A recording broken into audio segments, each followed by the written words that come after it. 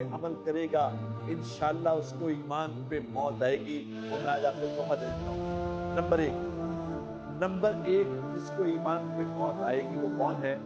جو نیک لوگوں کی صحبت میں اکثر بیٹھتا ہے، جو نیک لوگوں کے پاس جا کے بیٹھتا ہے، اس کو ایمان پہ موت نصیب ہوگی۔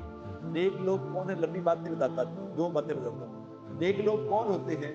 نیک لوگوں کی نشانی یہ ہے کہ جس کو دیکھ کے اللہ یاد آئے۔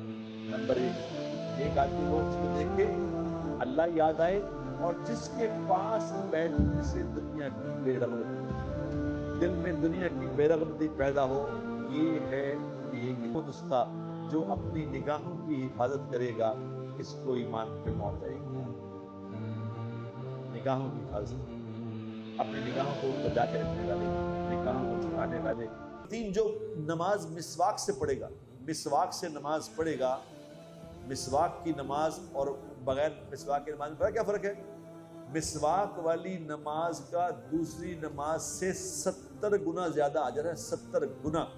اور کتابوں میں لکھی ہے یہ بات، جو مسواک سے نماز پڑھے گا اللہ تبارک و تعالیٰ ایک فرشتہ مقرر فرمائیں گے جو موت کے وقت آ کے اس کو کلمہ یاد کرائے گا۔ کلمہ پڑھ لے۔ نمبر 3۔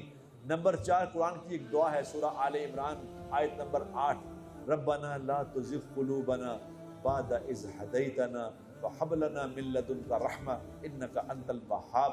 یہ قرآن کی آیت ہے کہ یا اللہ جب تو مجھے ہدایت دے دیتا ہے پھر واپس نہ لیں یا اللہ اس کو بس اب دے دیا تو۔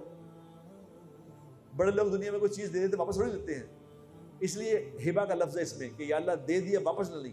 اس دعا کو ہر نماز کے بعد ضرور پڑھا کرو، ضرور پڑھو، انشاءاللہ ایمان پہ موت آئے گی۔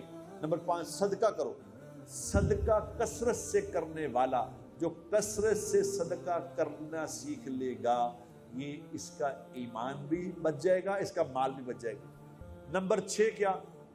نمبر 6 ہے اللہ نے جو مسلمان بنایا ہے نا، اللہ نے جو مسلمان بنایا اس پہ اللہ کا شکر ادا کرتے رہا کرو کہ اللہ تیرا شکر ہے مسلمان ہوں، یا اللہ تیرا شکر ہے مسلمان ہوں، کیونکہ مسلمان ہونا بہت بڑے شرف کی بات ہے۔